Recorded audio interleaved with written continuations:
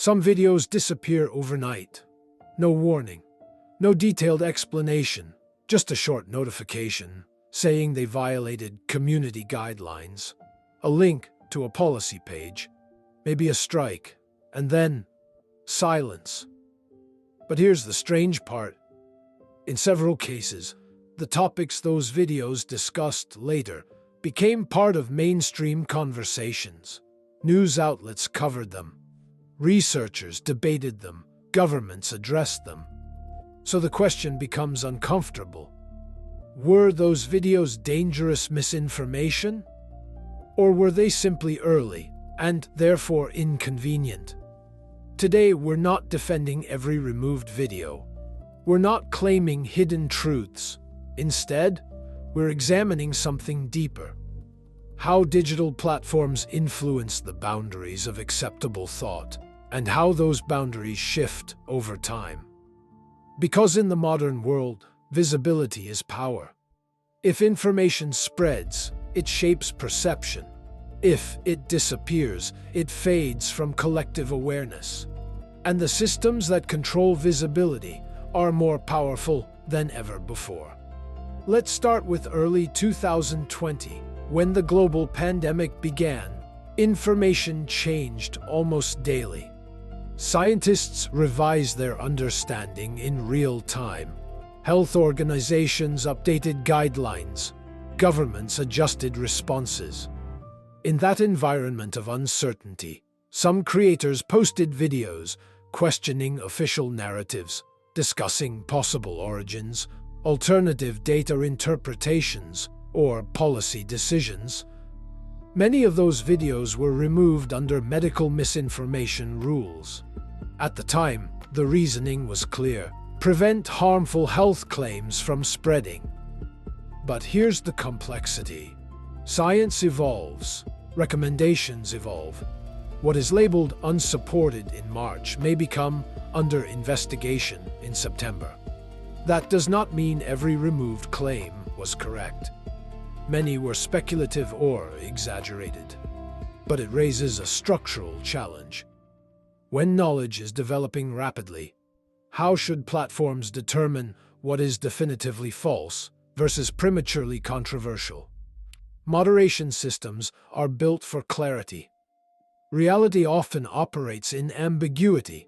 Now consider 5G technology. As new wireless infrastructure expanded globally, fear spread online. Some videos claimed radiation dangers or hidden agendas. Many were removed quickly to stop panic. Today, major scientific bodies maintain that 5G does not pose widespread health risks based on current evidence. But the speed of the removals created a secondary effect. When content disappears quickly, some viewers interpret removal itself as proof of suppression. This creates a paradox. Aggressive moderation may reduce misinformation, but it can also increase distrust. And distrust spreads faster than data. Next, financial warnings. Before major economic disruptions occurred, certain analysts uploaded videos predicting instability. Some were flagged under misleading financial content policies. Financial forecasting has always included risk. Economists rarely agree completely. Markets move based on uncertainty, so where is the line? Is a pessimistic forecast misinformation? Or is it simply a minority opinion? If markets later decline, does that validate the warning? Or is it coincidence? The problem is not prediction, it's impact. Financial panic can cause real damage, so platforms act carefully. But careful action sometimes looks like silencing. Now let's talk about history. Governments regularly declassify documents. When that happens, historians reinterpret events. Debate follows. Narratives evolve. Some creators uploaded discussions analyzing newly released documents. In certain cases, videos were removed for violating misinformation guidelines. Yet, academic disagreement is normal. History is not a fixed story. It is an evolving interpretation of evidence. When platforms moderate historical reinterpretation, they step into complex territory. Is the creator presenting documented analysis or distorting facts? That distinction matters enormously. But algorithms are not historians. Then, there are corporate whistleblower claims. Interviews with individuals alleging insider knowledge can spread rapidly. Platforms often remove such videos under defamation or unverified claim policies. From a legal standpoint, this makes sense. False accusations can cause real harm, but it also means that some conversations disappear before evidence can surface. Platforms tend to prioritize risk prevention over investigative patience. In doing so, they protect stability, but sometimes at the cost of exploration. Now consider deepfake technology. Before AI-generated synthetic media became widely understood, some creators warned about its future misuse. Their videos were occasionally flagged as exaggerated. Today, governments issue public warnings about deepfake threats. Elections, financial fraud, identity theft, all are potential targets. What once sounded alarmist now feels realistic. This example illustrates how quickly technological risk perception.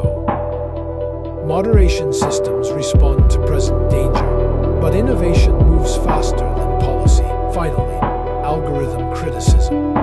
Some creators question demonetization patterns or recommendation bias. A number of those videos were removed for policy violations. Over time, platforms acknowledged the need for greater transparency and made public updates. This raises a fascinating question. Can a system fully host criticism of itself? Or does moderation inevitably protect institutional stability? None of these examples are simple.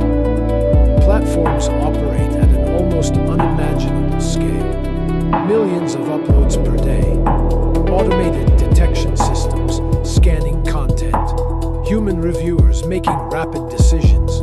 Mistakes are unavoidable. Over-censorship suppresses discussion. Under-censorship runs harm. Both extremes carry consequences. The deeper issue is not censorship versus free speech, it is governance.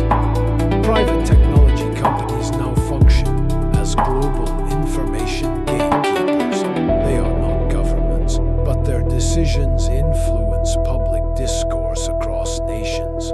Who defines harmful information? How fast should definitions change? How transparent should moderation be?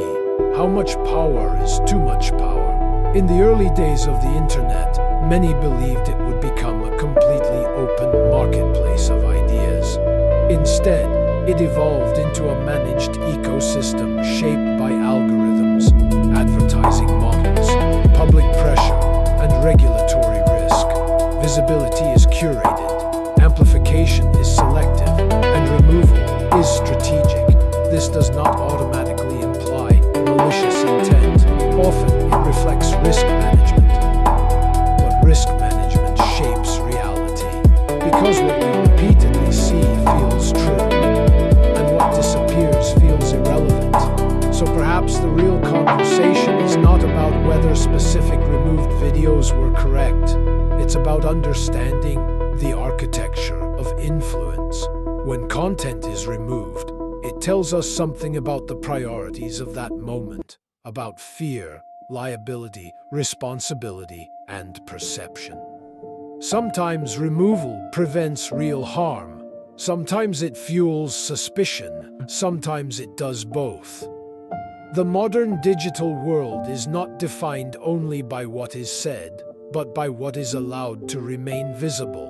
So now I want to ask you something. Do you believe digital platforms primarily protect users from misinformation and harm?